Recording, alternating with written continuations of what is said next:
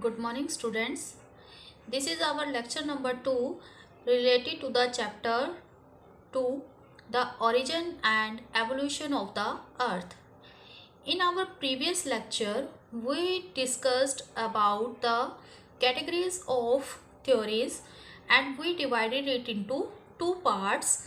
First was early theories and second was modern theories. In this lecture, we will concentrate only on early theories and we will take the early theories one by one and explain it in detail. So let's start with the first early theory, that is gaseous hypothesis. This theory was given by a German scholar named Professor Immanuel Kant, and this theory was given by him in the year 1755. Students, this theory has a great importance because it was the basic theory from which the scholars tried to explain how our earth originates. So this theory has a great importance. After the Immanuel Kant, different scholars tried to explain and added some new concept in their theories to explain how earth was originated. So let us concentrate on the gaseous hypothesis by Kant. First of all, you must know about the primordial matter because Kant said the primordial matter was evenly distributed in the universe. And what did he mean by primordial matter? The matter which already exists in the universe. That matter is called by him primordial matter. And this primordial matter, here you can see in the A stage, this primordial matter is evenly distributed in the universe, and this matter was small in size and they are cold masses. So the primordial matter was evenly distributed in the universe and they are small and cold masses. Now, what was his next explanation?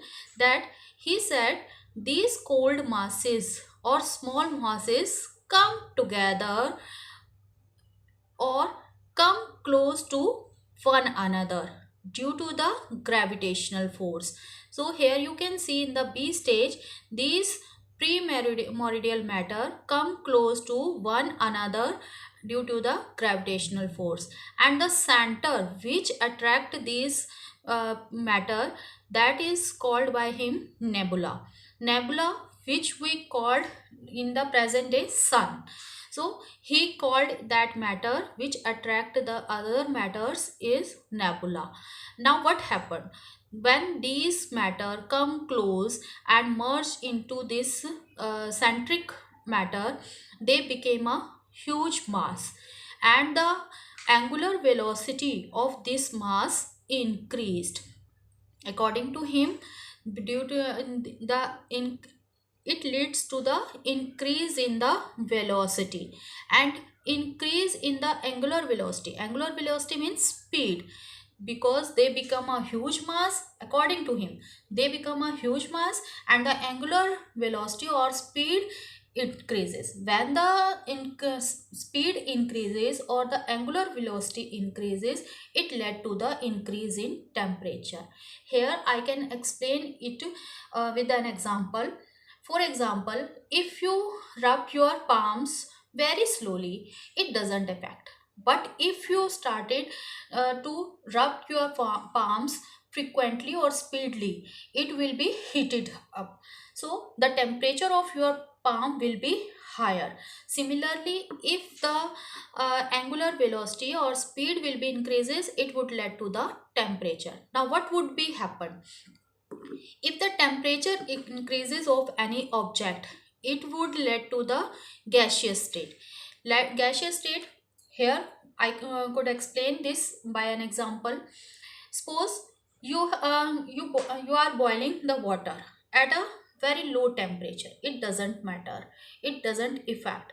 But if you increased the temperature, the water, the steam will be generated, so water will be converted into the gaseous state.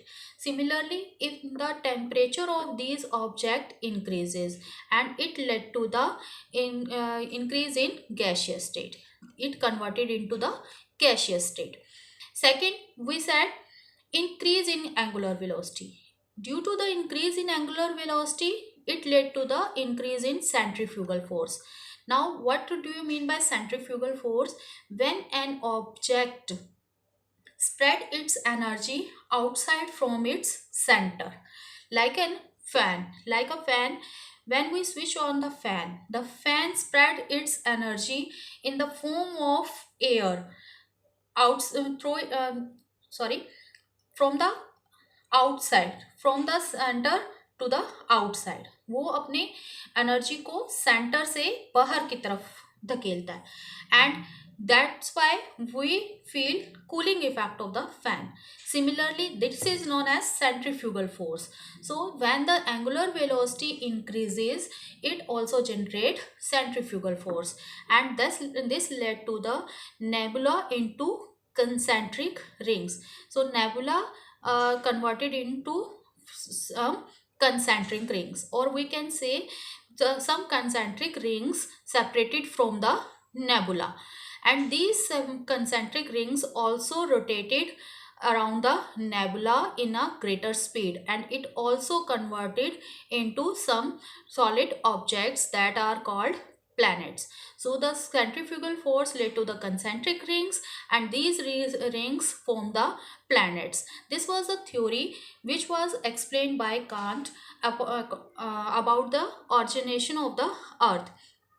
But this theory has some advantages as well as criticism. Now concentrate on the advantages of this theory.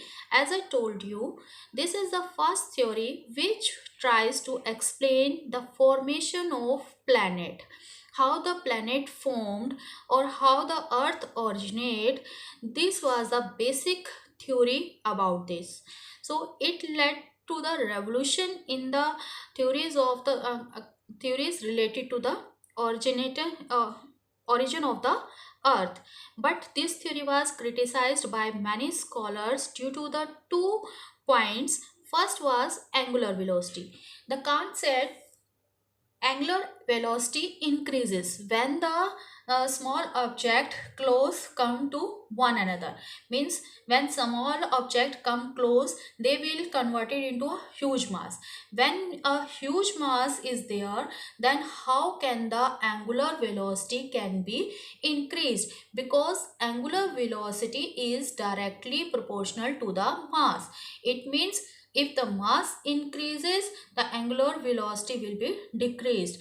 Like an object, if we take a small object and rotate it, it would be rotate at very high speed, or it will take very less time. But instead of this, we take a large object, rotating object, and start to rotate it. It will take more time, or with the same energy.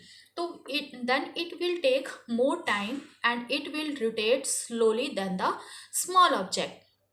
So how could angular velocity can be increased in the huge mass? But if that was true, then the angular velocity of the planet would be less than the sun. It means the sun moved slowly than the sun. But it is not for the present true for the present day state, because planets, the speed of the planets are more than the speed of sun, because sun is million times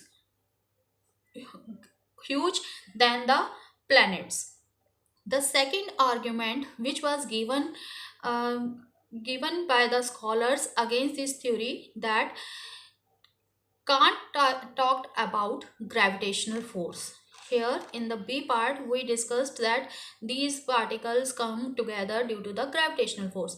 But he was failed to explain from where this gravitational force come, due to which these particles come close to one another. So these are the basic points which are in the favor or against of the theory of the Kant. So students, we will discuss the second theory in our next lecture. Thank you. Have a nice day.